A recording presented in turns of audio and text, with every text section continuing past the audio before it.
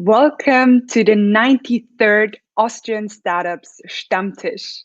This time it's the ViennaUP edition, and we will be talking about the European tech ecosystem. I'm Hanna Wunzam, I'm Managing Director of Austrian Startups, and I'm going to be your moderator of today. We will start today with a quick welcome and our community news. Then we will have an introduction of our amazing panel of today, and we will start right away into our panel discussion. In the end, make sure that you will ask your questions via Slido and participate actively in order to network with our amazing panel of today. We will start right away with the Austrian Startups community news. First of all, I would like to introduce the Youth Entrepreneurship Week. This is a program that we initiated together with IFTE, the Initiative for Teaching Entrepreneurship, and is supported by WKO, the Ministry of Digitalization and the Ministry of Education in Austria. And it's a one-week program where pupils learn how to generate ideas, build prototypes, validate the ideas, and in the end, pitch them. And if you want to actually support this amazing initiative and become either a trainer, provide your expertise as an expert, or be a sparring partner as a mentor or a jury member, you can now go to the website www.entrepreneurshipwoche.at, and you can apply to become a member of the Entrepreneurship Week team. Next up, we have an announcement, which is the Startup World Cup final taking place tomorrow evening.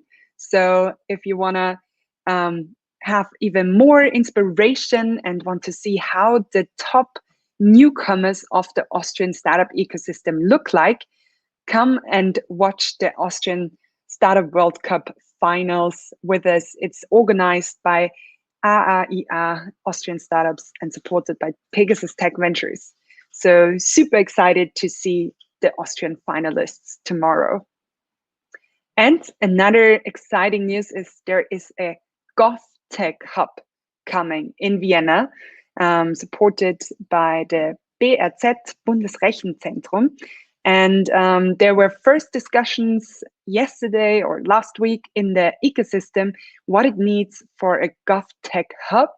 And stay tuned because more events are coming where we will bridge the gap between the public institutions and the startup ecosystem in order to make Austria an even more digital and innovative place to live. I also would love to welcome our newest members of Austrian Startups, which are the EIT Manufacturing, so the European Institute of Innovation and Technology. It's an integral part of Horizon Europe, the EU framework program for research and innovation, and they support the development of dynamic pan-European partnerships. So make sure to check them out and welcome to the Austrian Startups family. That's it from the Austrian Startups news. Now we'll right away jump into the discussion with our amazing speakers who today, for the first time, are coming actually from all over Europe. We have Marika True, former head of startup Estonia. We have Milena Piemont, founder of Connected Circles, Nina Wess, co-founder of Female Founders Global, and Raphael Crouan, president of French Tech London. But I would now really love to give them the stage to introduce themselves because they can do this, of course, much better than I could. So I would love to, first of all, hand the word to Marika, and then please just throw the ball to the next person as soon as you're ready. Hello, everyone, and thank you, Hanna, for having me here. I'm Marika, and as Hanna already said, I used to work as the head of Startup Estonia, which is Estonian governmental program to boost and develop the Estonian startup ecosystem.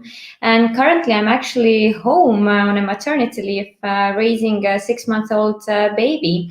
But my background is very much related to Estonian startup ecosystem. I've been working at different startups, mostly related to sales and customer success manager positions, leading the teams, and also at a support organization, Garage 48, which is a hackathon organizing company known very much in the Central Eastern European countries, where we hold on regular basis the hackathon events.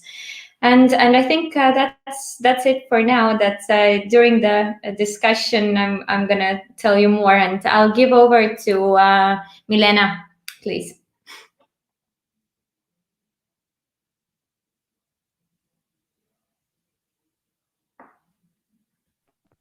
So good morning, good evening. I'm Milena Piermont. I'm French with a Dutch husband. I have lived in quite a few countries in the corporate world and decided that the world of tech and entrepreneurship was way more fun. So I decided to, after an evening in a Shark Tank pitching on among 25-year-olders, I decided to create my own business, which is a platform to support amazing content for employees and leaders. So I'm excited to be here. I think the tech in Europe has only to be enhanced, and I'm really happy about the initiative that you have taken. So thank you. And I would like to give then to Raf the... Thanks, Milena. Hi, everyone. My name is Raf. I'm a Frenchman as well, lost in London. So good timing to speak about Brexit and everything around that European community. Very happy to be here tonight with you guys. I have a couple of hats. My first day responsibilities, I'm an investor by trade. Used to be a corporate guy back at Apple for 15 years, left Apple a couple of years ago to now invest in young companies, helping entrepreneurs getting to market. And while doing so, I also have another hat, which is what brings me tonight, which is managing, leading the French tech community in London, which happens to be the biggest community outside of Paris, outside of France for French tech. And we actually work with Milena quite a bit on the European French Tech Initiative, which is a global movement. So we can talk about that later. Nina, off to you. Wonderful, thank you. So I hope that our moderator is able to reconnect. But Hannah, so I'm closing the round with my introduction. So hi, I'm Nina. As mentioned already, I'm the co-founder of Female Founders. We are based here in Vienna, but we are actually collaborating with institutions and initiatives from all over Europe. So I'm also super happy to see this international panel here today.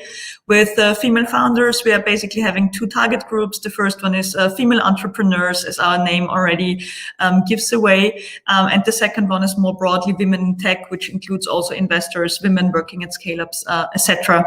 And to my background, to my personal background, I'm also a VC by trade, used to be at the Pan-European Venture Fund for 8 years, left that fund last year to really focus on female founders, which we have been building for the last 5 years already, and which is a growth story where I'm very happy to share more insights in the course of our discussion today.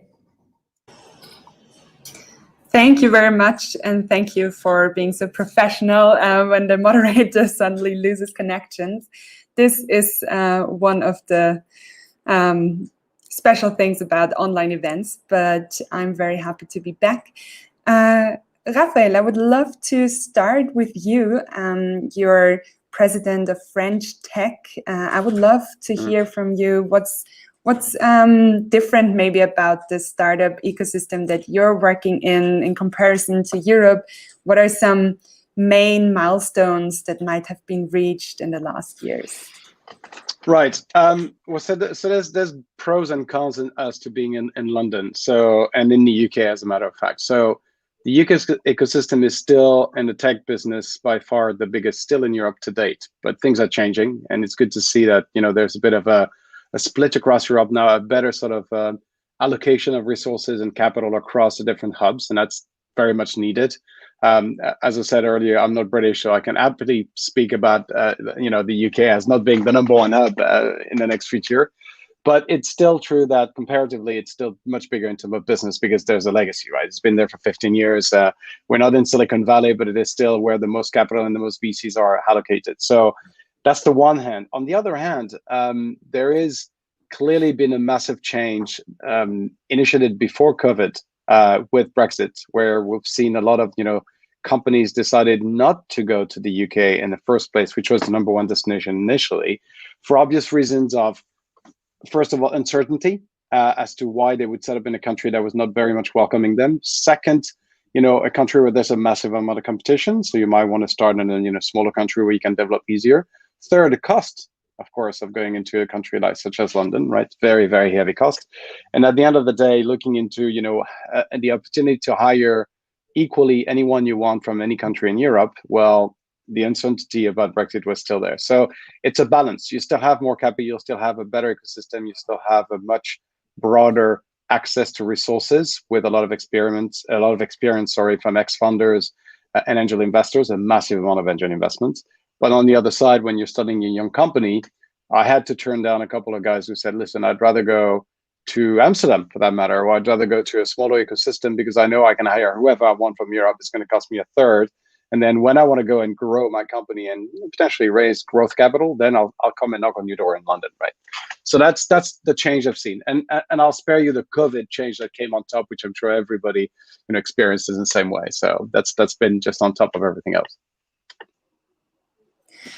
Super, super interesting to get an insight here. Going from kind of the traditional capital of startups to the new, really upcoming and also very country that is in the news lately a lot, which is Estonia.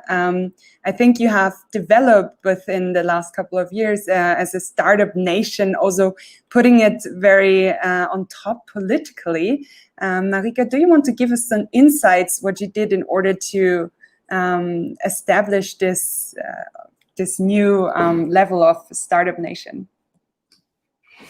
Yeah, well, it's well. First of all, thank you that we have been noticed because Estonia is a very small country with 1.3 million people only as population. So I think this is also one of the reasons why we've attracted so much interest, is because if you take the numbers by capita, then by far we are now today considered as a startup capital, startup nation here.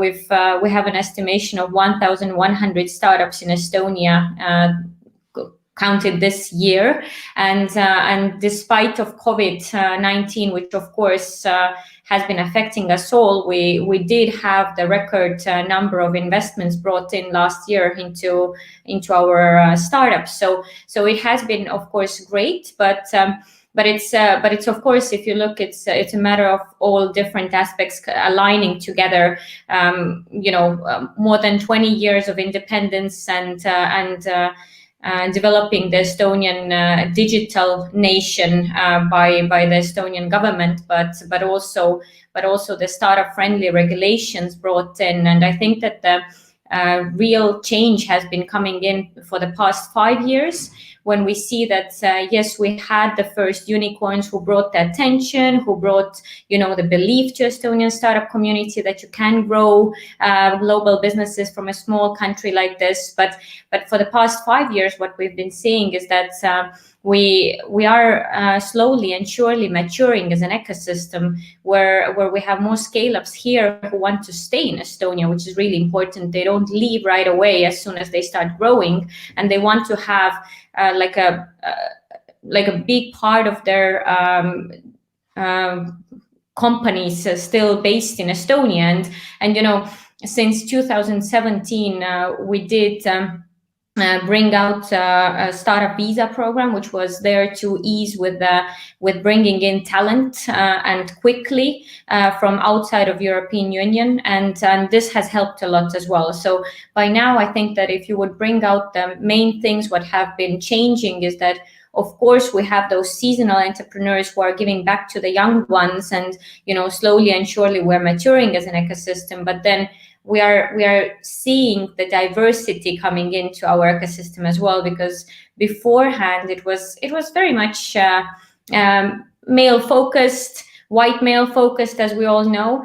Today we can say that yes, like around 25% of the startup sector by now is foreigners, and they are happily moving to Estonia and wanting to build their companies from here. So definitely that, but then creating more and keeping those seamless and startup friendly regulations here, so that it would be a good place for a startup to grow from.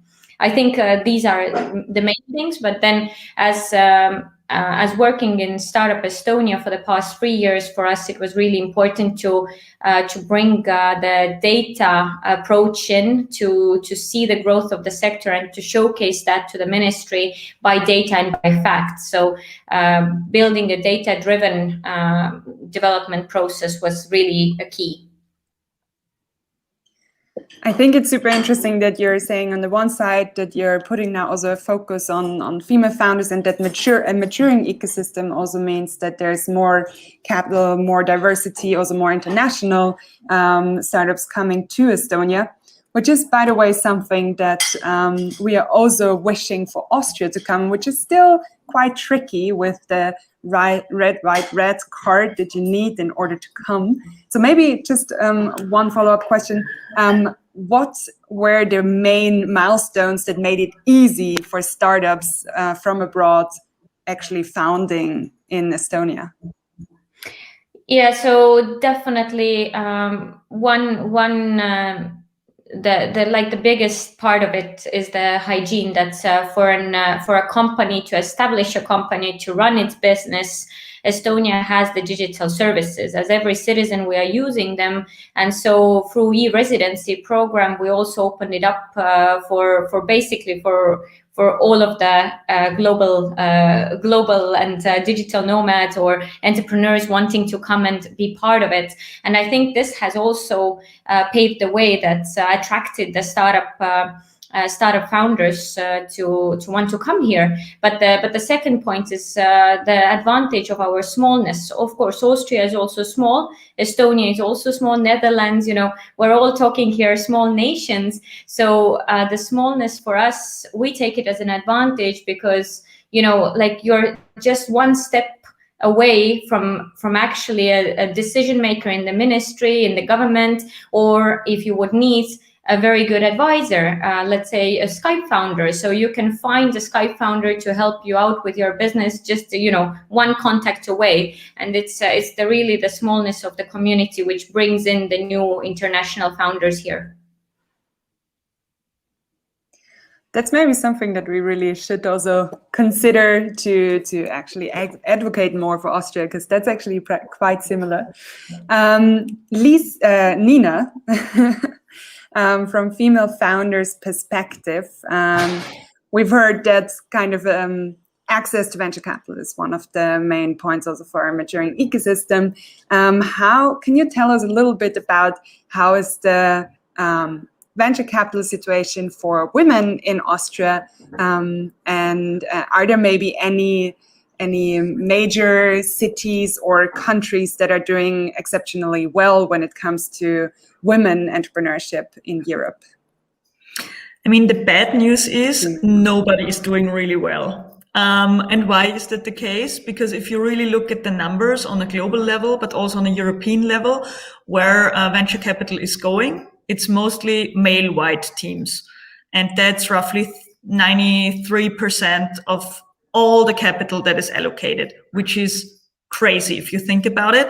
And the remaining 7%, they go to mixed teams and female-only teams in the overall tech space. So there is definitely one important message that I don't get tired to share. Things have to change because the people distributing the money, they're really losing out on many great opportunities business-wise as well. Because already today in Austria, but also in many other countries here in Europe, there are amazing women already building companies that have great KPIs, interesting business models, and could be great targets for many VCs and business angels out there. The good news is that many people in the investment community, starting at the angel space and the early investment space, and then moving to venture capital and even private equity, they are getting more and more aware that this huge opportunity is out there, and they are actively also looking into more diverse teams. So we as female founders mostly look at the gender aspect of diversity, but of course there are also many other aspects of diversity out there that are overlooked at the moment. So this is really important to make sure that everyone involved in the startup community is also checking their own biases that we all have, that also I have, and to make sure to really foster a spirit that is truly open and inclusive, and also making sure that women are not only receiving mentoring, but actually also receiving access to money. Which is crucial if we want to make sure that there is a change in the European tech ecosystem. I mean, the good thing is, and that's also working very well in Austria, for instance, if we really start in the early stages with making a difference and making a conscious decision to change, that women are absolutely able to catch up quite fast. So what do I mean with that? So if we look at Austria specifically, what we are really doing very well is, for instance, this system of giving out grants, research grants very early, and where certain instruments even already have the a female bonus, as it's called, included in their selection criteria, which is something that is just necessary at the moment to make sure that certain projects don't get overlooked, and which is something that is hopefully can be dropped at one point, but that enables female teams and mixed teams to start off with building their idea, doing their research and building the product, and then also employing people and so forth, and hopefully raising money at a point rather sooner than later. So there are certain metrics in place that are already very helpful for diverse teams out there. As I said, there are also many investors on national and international levels that actively scout teams like that, and where we, of course, are also one organization that helps this process and fosters this process, but there is still lots to do. Something which is also very important, and where I think that many organizations, also like you, for instance, are already doing very well, is to really make sure that the women, the entrepreneurs out there that are already working on their companies actually get on stage and are shown, because basically being represented in the overall tech community is super important also then to attract, on the one hand, future employees, future investors, and also make sure that women who consider becoming an entrepreneur right now see that this is actually possible, and that someone like them, who looks like them, that they can relate to, is already doing that, and then being one step closer to also working on their own company themselves. So it's a very broad list of things that can be done. Some are very simple, some will require more money and more effort, but where we are very confident that there is actually, so this change is absolutely possible if the community really wants it. Yes, I agree. And I think we saw that in Vienna, where we have female founders since quite some years being active. And this year, I think we were #1 in Europe of the cities with most female founders. Yes. So I think that really shows, and maybe it's also a good example for other European countries, what can be done in order to foster female entrepreneurship. We actually also have the opportunity to use Slido in order to interact with our panelists. So for all the ones listening, go to Slido and put in the code #Stammtisch93, and there you can pose your questions. And the first ones already came in, and I would like to pose this question actually to Milena, which is, which country has the most potential to become the next Silicon Valley in Europe? That's a good question, and that's why we are here today, I guess. So my answer is going to be Europe. I think it's time for us to get together, and that's why I think I can applaud this kind of initiative, because we need unicorns. We need these unicorns to grow, and we need to take the best of every single geography that exists, put the startuppers, the scale-uppers together, and really make it happen. So together, I think we need to embark leveraging technologies that really will make us stronger in Europe, deep tech, quantum, that we really leapfrog, and that as a country, we really look at it like we're not now, sum of the part, but we are really the whole. And I do think that this is really a great question, because I cannot tell you how difficult it is when you start in one country to try to, get Europe as your market. And I think we need to take those barriers out as soon as we can. The tax barriers, the talent barriers, the language barriers, and just the difficulty of the not invented here part. So I really think it's a great provocative question. I agree. Actually, coming together and seeing Europe as one market is a beautiful approach, especially if we want to compare ourselves with the US, which of course has a big, much more homogeneous market. There's another question which is right now on the top, going to Raphael. How do you think is the startup scene and its ecosystem in the UK? Oh, okay. How do you think the startup ecosystem in the UK is developing after Brexit?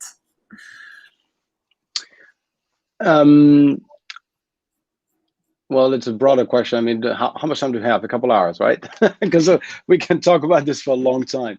No, I think, as I said earlier, I think there's a change in the flux and the dynamics of investors and entrepreneurs coming into the country. And the UK will still remain a very active platform where you're going to have a lot of people coming in and out. It's a very flexible market where people are quick in and quick it out and make the most of it.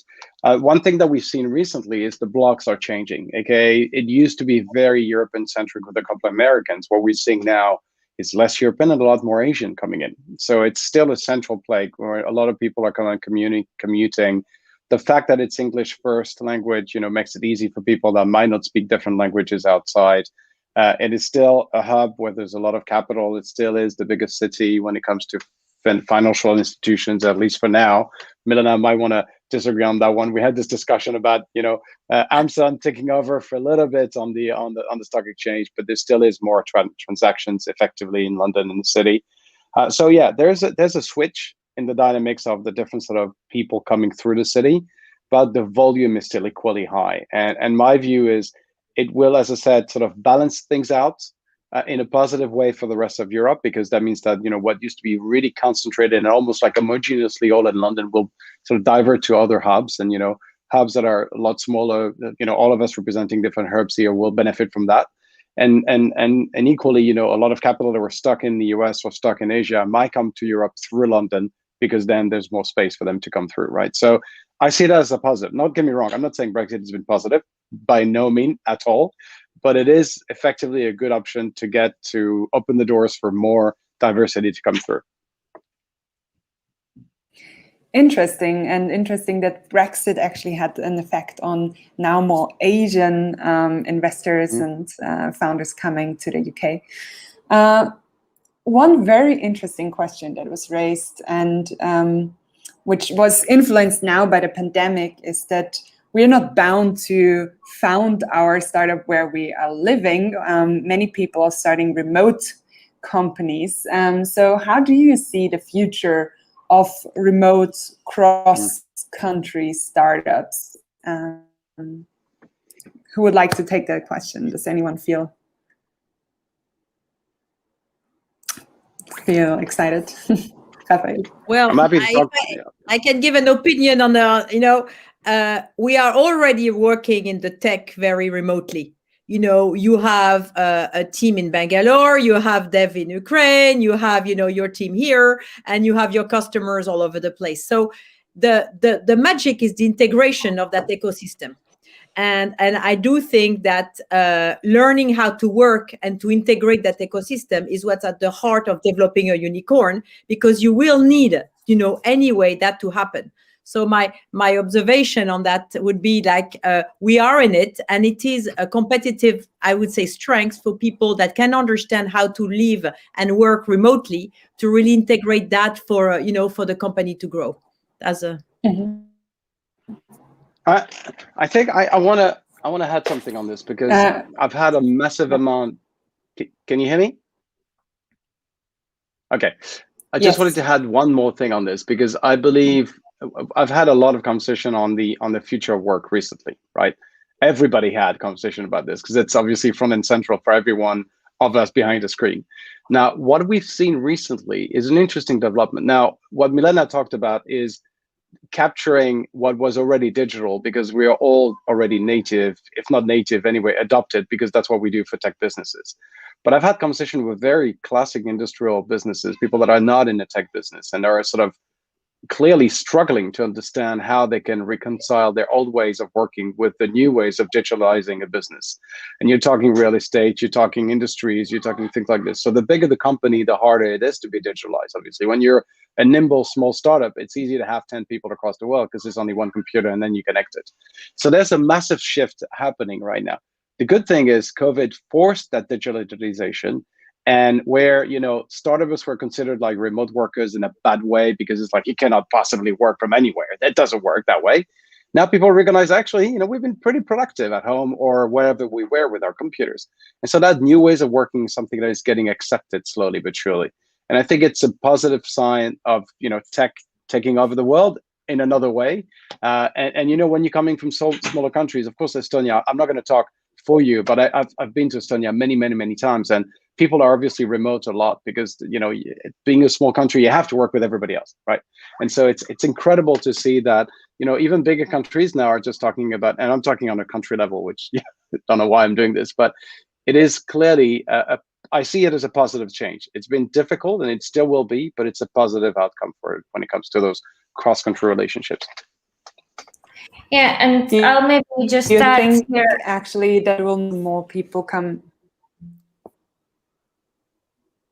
Sorry, I'm lacking. Marika, jump in. Yeah, I just wanted to comment on Raf saying from a human point of view is that it truly has been changing now the paradigm where, startups were a small niche, and now we look towards them where we see like, you've been using the remote tools and everything already for years. Now, can you help the other industries to take it over as well? But the kind of the humanly point of view is that we now see the talent competition becoming harder and harder, because it's not that you need to attract them to the country anymore. You can hire wherever, you can hire whoever, and people will start choosing the best locations for them to live in. So looking at the life balance, seeing where the freshest air is, where I can actually put my kids into a best kindergarten, and they will start choosing their locations based on that, because they can work globally to wherever. So we see that change happening here in Estonia as well, where quite a lot of families are moving in and saying, once I can now work to Silicon Valley, I can live in Estonia, and I love it. So I think we'll see that in the next couple of years more and more. Beautiful. You actually answered the question I wanted to raise, if that might be actually something that Europe can use in order to attract talent to us, because we do have a beautiful quality of life.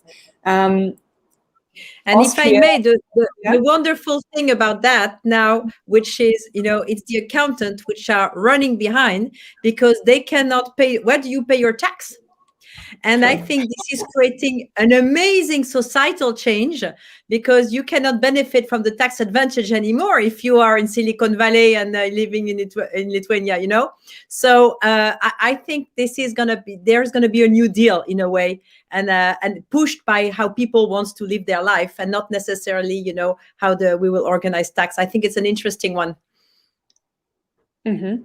Absolutely, and definitely something where governments have to also keep up in order to actually use this momentum. Nina, there was a question to you which is kind of fitting in here, because Vienna is one of the most livable cities in the world. However, in a European comparison, still lagging behind in many points. What do you think are the biggest steps we need to take in Austria compared to a European vision?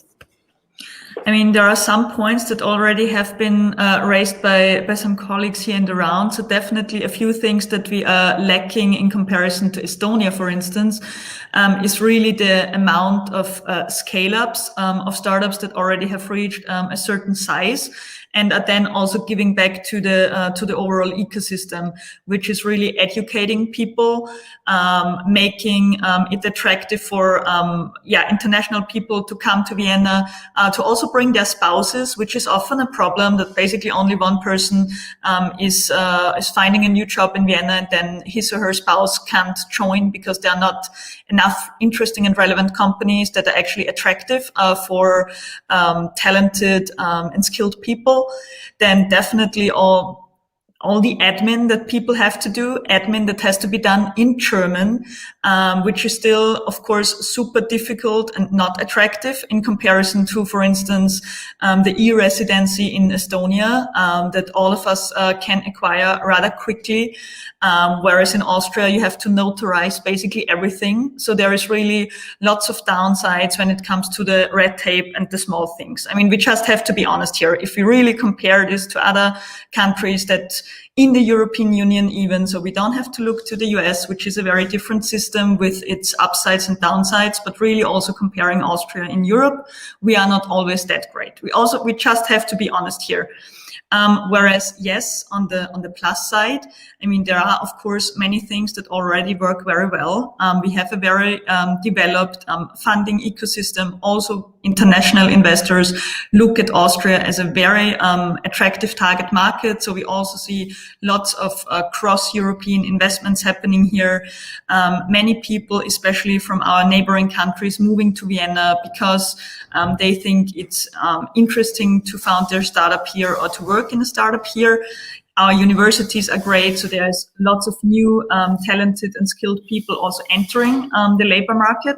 But at the same time, we just have to make sure that we really think about connecting the regions, also cross-border, to show on the one hand how attractive Austria can be as a startup region and startup country. But let's not forget, despite all the amazing things that we have achieved already, it's not enough to just have one Bitpanda and one or the other exit every now and then, but we really have to make sure there are more and more companies, and also more diverse companies, actually,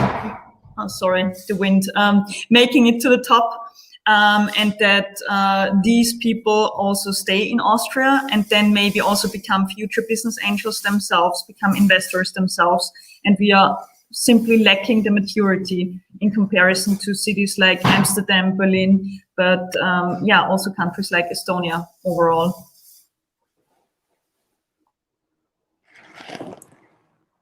Yes, I also think that would be an important step, and also it's just this beautiful circle then when founders are starting to then reinvest into the ecosystem. Last week we actually published the Austrian Startup Monitor, which is our yearly startup study about the Austrian startup ecosystem, and there we had a focus on green startups. As in the monitor before, we already saw, okay, the amount of startups that are saying they're pursuing social or ecological goals has doubled. Now we asked again if startups have a social or ecological goal, and 2/3 of the startups actually said that they are pursuing a social or an ecological goal with their startup innovation. Now we have this Green New Deal on a European level as well. I would be really interested how in the other European countries this development is being visible. Maybe starting with Milena, how you are experiencing, or if you're experiencing this trend as well. I think it's a huge trend that is there to last. And in the Netherlands with Wageningen and all of the, the Dutch big companies that have also pledged towards, green transformation, I think it's a big trend that is here to stay. And there are a lot of startups in lots of domain, in energy, being food, energy, etc., that are really popping up in the Netherlands on the, following that trend. Because we have many VCs here actually on the stage as well, do you also experience a trend in the financing sector that is also demanded, or are VCs focusing on sustainability within their investments? Absolutely. I think one of the big thing is impact. How do you create, really a big fund that are going to go for impact, and how do you reinvent, those funds? And then in the Netherlands, we have a lot of family offices, and who are really building a nice portfolio towards impact funding. And I think this is also what's happening everywhere in Europe. And it's a big thing happening, because I think since what's happening is that once we can see that that at the core of the business model, we can prove that, a more sustainable company is when it is at the core of its business model, then it really creates value, and then the VC and the investors can come. So I do think that there are a lot of companies who are now showing that they can have, improved profitability while being in that space. And that's the start where you can have, more money geared towards these businesses, because it's at the heart of their business model. It's not cosmetic, it's not just the E part. It's also the S and the G. But I want to go one step higher than this, because there's been for the last 2 years a European-wide initiative from the European Commission and the European Investment Fund, who is now literally mandating that every single fund they would invest in, as a limited partner, aka the structure that gives money to a fund, a VC fund, every single fund that would require or would need and would sort of try to get money from the EIF, the European Investment Fund, needs to abide by a certain set of rules to follow the guideline of the SDGs, right? The global sort of the sustainable roles. So basically, this is not just about, what can you prove? It's about, can you actually have metrics to measure every single sort of SDG you decide? And you don't have to abide by the 13 of them. You just define a set, and then you just report on that. So it goes further than just it's a goodwill activity. It's actually mandated by most of the big LPs nowadays. You need to report on your impact. And it trickles down to the startup themselves as part of what we do and I've seen every single fund nowadays in the same way. They request from the portfolio companies to fill out some surveys around what the impact is that they do. And it's a mix of, diversity, inclusion. It's a mix of, impact on the carbonization, the element of water, what they use on the water, all kind of different metrics that they have to use. So the entire industry of investment is vested into making this, a better tomorrow. Now, some are better than others at doing it. Some are really good at hiding it. Overall, there's still a massive amount of work to be done, but definitely it's starting from the top, and it's becoming more than just a nice green stamp greenwashing thing on the side. It is becoming a norm now, and tomorrow you'll only have people that get money and invest if they have proven sort of impact down the line. I have some examples, Ralph point, absolutely clear, where, founders of company with an amazing technology are approaching a DSM or Unilever, and they are being, sent home because there is no female at all in the, in the board, in the advisory, or in the management team. At that time. And it's really, and it's really happening. So I think it's, as you say, Ralph, it's really, there is a really good guidelines, which are now not guidelines, but they are making them quite strong. Huh? Yeah, mandatory.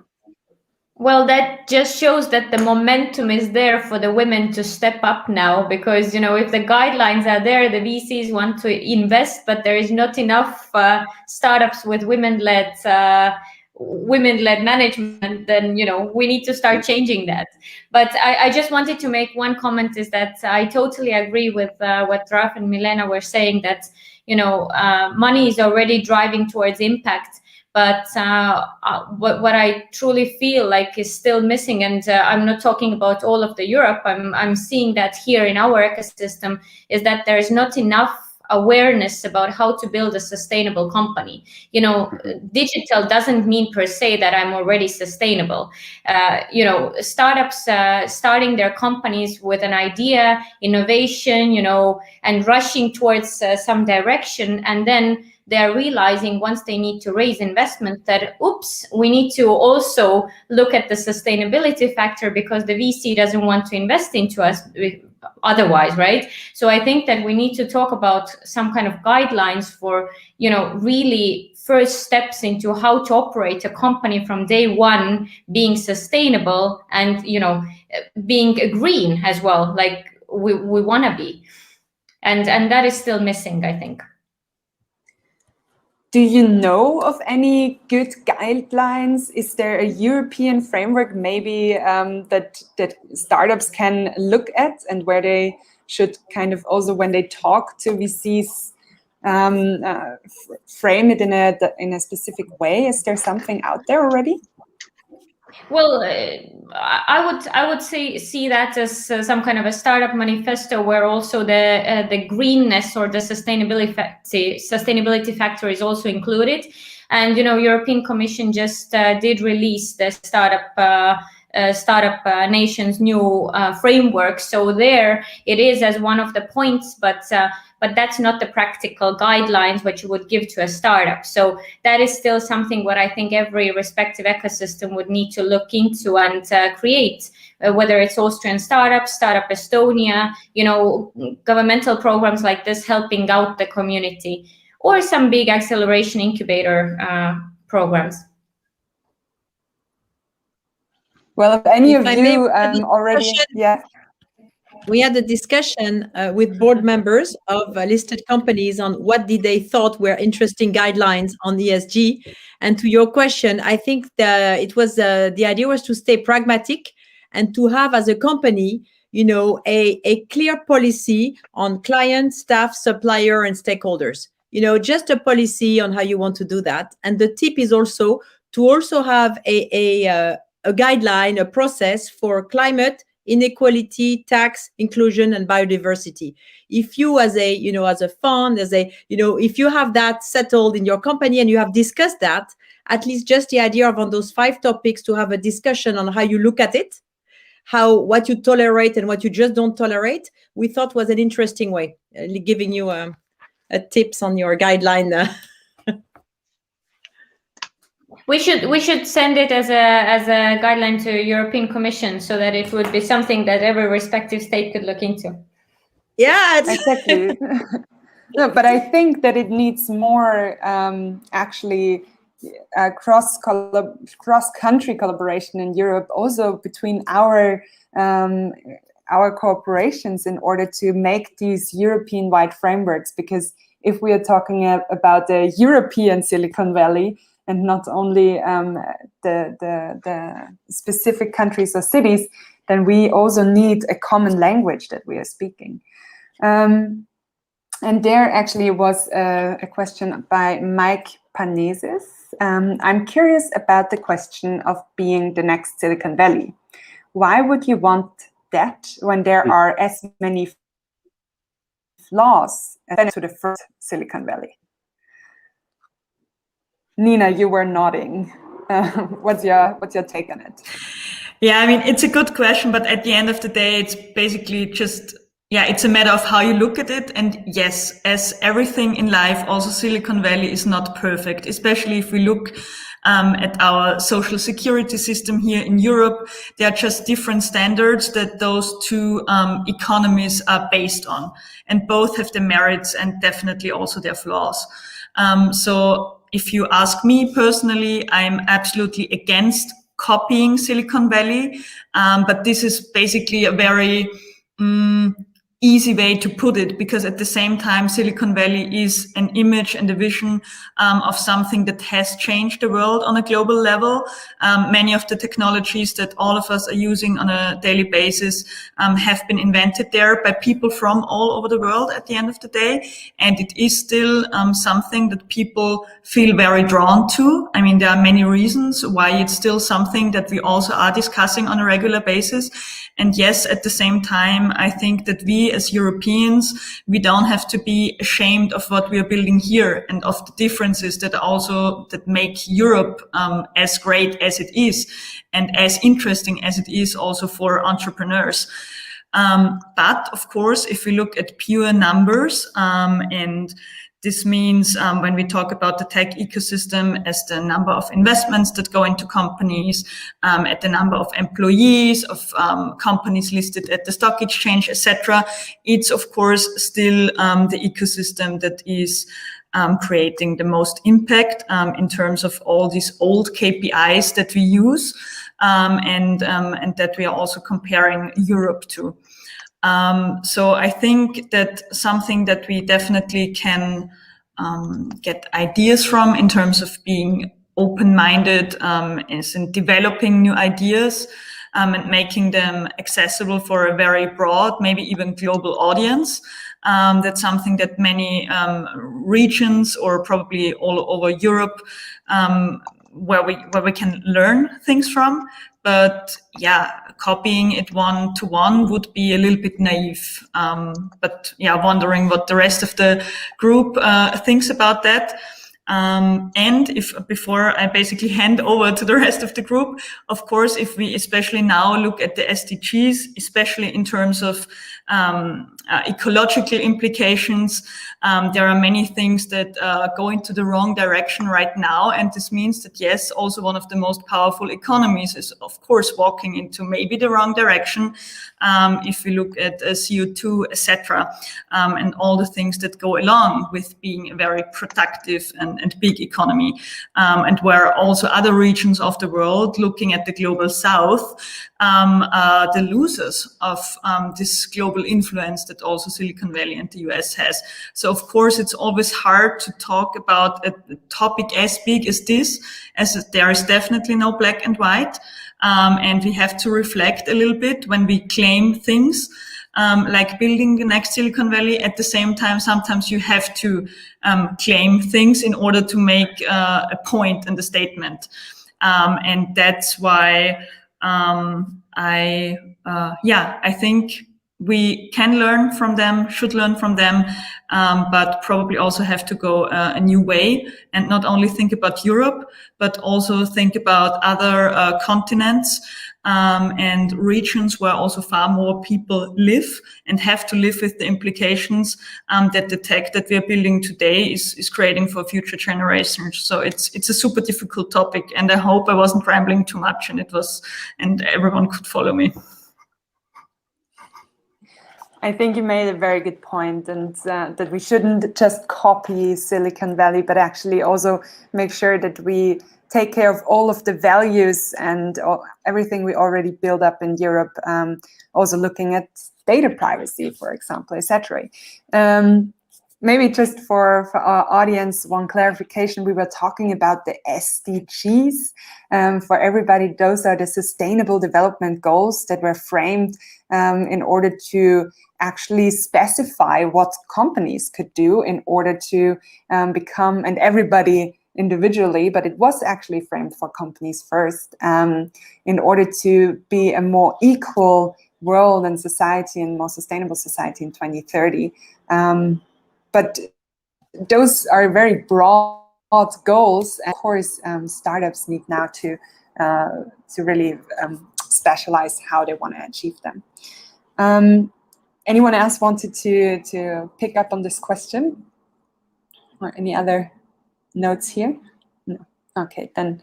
I think we've talked already about it. And having been working in Silicon Valley for Apple for more than 15 years, I can tell you that I 100% agree with what's been said. it's not the El Dorado. It's been an amazing birth location for a lot of technology, but things have changed a lot. And what used to be very local now is very global. And so we have a lot to offer in Europe that they don't even have as a basis. So let's be proud of what we have. But to go back to what Milena was saying earlier, I think our strength lie in measuring us together and working together towards the same goal as a hub in Europe, but leveraging our differences, because clearly every country's got very different sort of ways of approaching the business, making it strength and rather than sort of weaknesses. So that's the hard bit to do, but it is where we're going to be winning. Thank you so much. For the audience out there, and I see some of you are already quite active, but as we are slowly but surely coming to the end of the discussion, I want to encourage you once more to raise your questions on Slido with Stammtisch 93 and pose your burning questions so that we can still ask our panel. I will continue with one of the questions in here, which is, when would you advise a founder to step out of their comfort zone and leave the country and expand to other countries within Europe? Should they go global or first build, use, for example, Marika, the small ecosystem in Estonia before they go out? Oh, this is a very interesting question because it depends so much of what that founder is actually building, what the company is all about, what is the product, the service. But I think again, and where is he based right now, or she, right? Is it an Austrian startup or not? So if I would be her or him, then, well, one of the first things for sure is that, testing in your local markets is really good, but then being stuck in there or doing something very custom to that market is already proving itself to be too slow for the startup to move.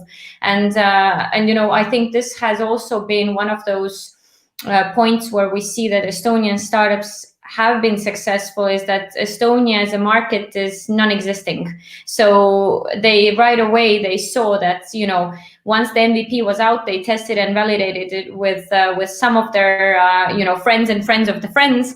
Then right away they thought, where is my actual market?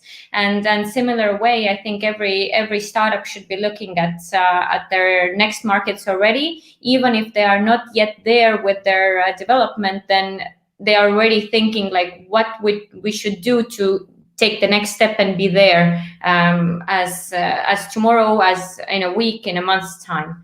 So I don't know if that answered the question, but I would say go global right away. But it all depends of the product and the service. If it's very specific, very custom to some specific industry, then of course you can't do that. I see Raf I would add nodding. one. Yeah, because I'm 100% behind what you just said, and I would add one more thing: is time to market is essential nowadays, because the fact that most companies are global and are going very, very fast. And I can tell you on the investment side, deals are being made on 48 hours basis for investment. It's ridiculous because the market is on fire. There's so much cash existing right now that has been lying for a year because of COVID. People they have to sort of deploy the capital. And the problem is, if you're not quickly global, you're done, because somebody else will be, and they have much more cash to kill you. That's what has been happening for the last 15 years from Silicon Valley to Europe. If we do that in Europe between ourselves, then we just die, right? So to your point, unless you really have a local product only, which is for me extremely rare in the tech business nowadays, think global right away. Otherwise, you're dead in the water before you even get out. And I think on that point, it's the reason why Scale Up Europe and having all these ecosystems talk to each other is that at the heart of what is being said is the acceleration. We cannot get, we need informal networks to really help penetrate more markets. Because the standard one are going to be too slow. So if time to market works, it's really through this informal network that you accelerate. And that's why it's such an important initiative for Europe to help those, to be unicorn on a local market, really find that market speed to really accelerate in other big European markets, So I cannot agree more. And I have to say there are a couple of unicorn in France, in the French market, that became a unicorn because they went right away to Asia, found money, and came back, and they were global. To the point right away that you had to go fast. It was not perfectly developed, but it was not made for. But the fact that they made it in one Asian country, they came back, they were global. So it is an interesting time to market accelerator. Actually, taking the build, measure, learn mentality to the next level. Not only trying a small prototype first, but actually going global right away. No, but definitely, I think that has a point. There's another question which I find quite interesting, which is how did Corona change the European ecosystem? And we had in the beginning of the Corona crisis these hack the crisis hackathons popping up, and then there was also Hacking Europe, or Hack Europe, I think was the name, a hackathon bringing together people from all over Europe working on solutions for the crisis. What do you think, what are formats that founders can look at in order to right away get into this European ecosystems? Have you had experiences with any of these kinds of formats? Maybe Melina still.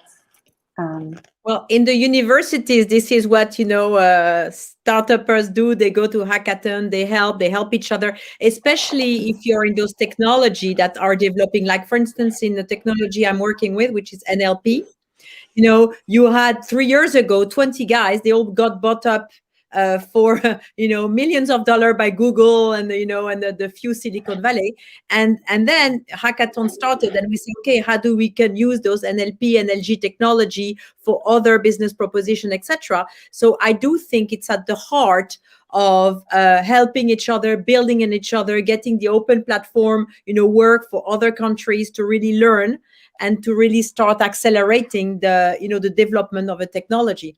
So I do think it's a great initiative actually to have that, to really push also people that don't have the power of the big ones to also get to this technology and do something with it. Mm-hmm. Before we come to my closing question, there was still one question, Slido, which I would love to raise, which is, so Nina, we heard in the beginning that the funding landscape really has to change, with only 7% of the VC capital going to female or mixed teams.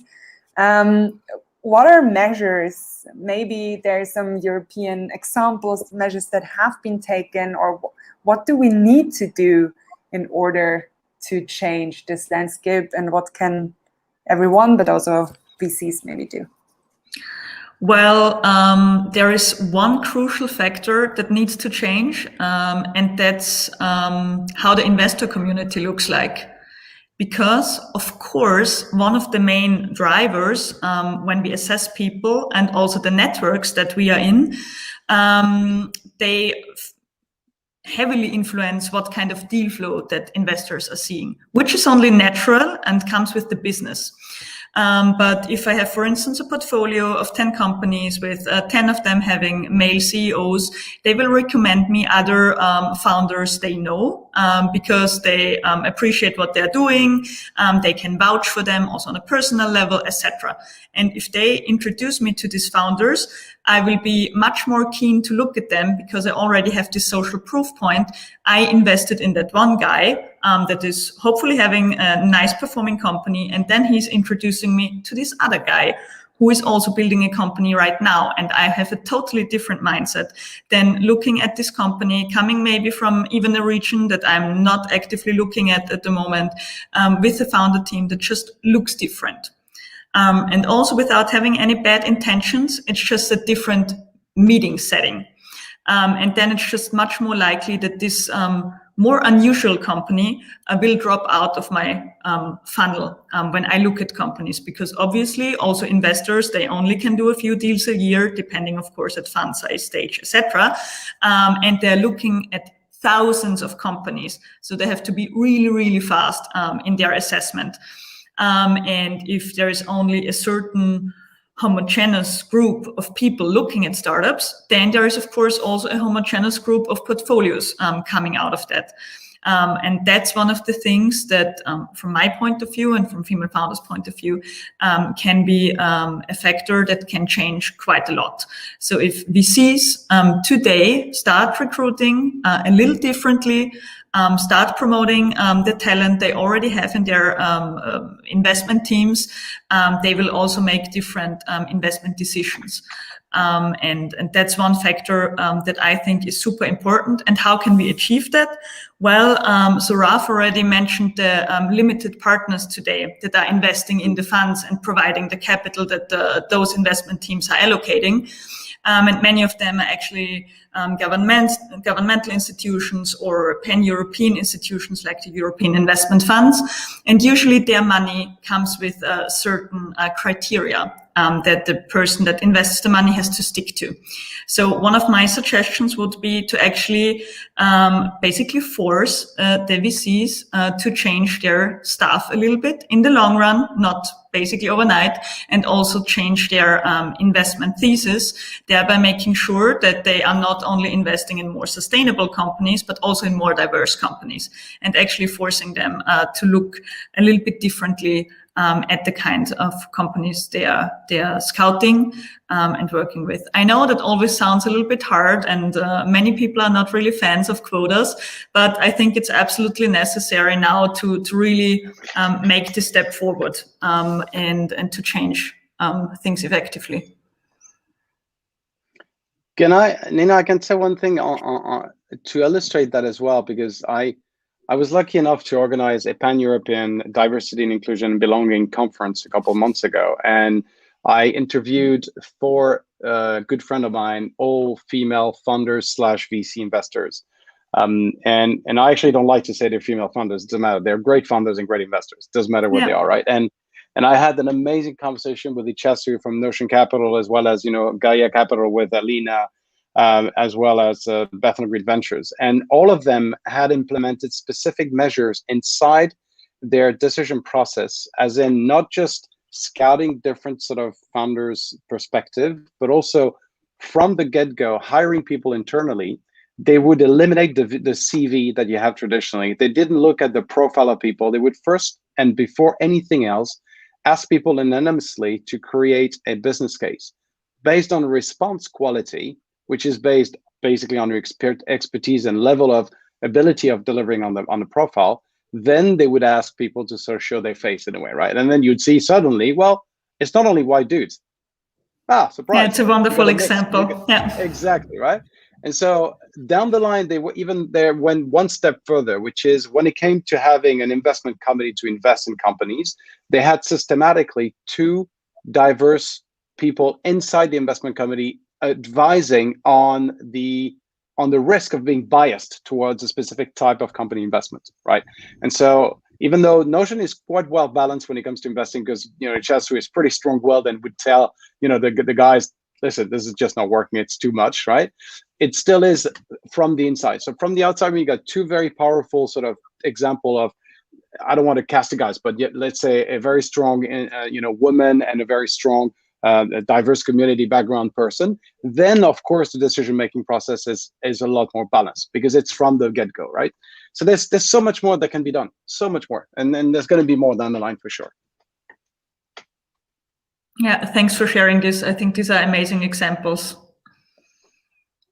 I absolutely agree. And it actually leads perfectly to my last question for all of you, which is, what is the one thing that you really wish for the European ecosystem to happen within the next 3 years? We call it often a moonshot, so something that is really big and you want to achieve in a specific period of time.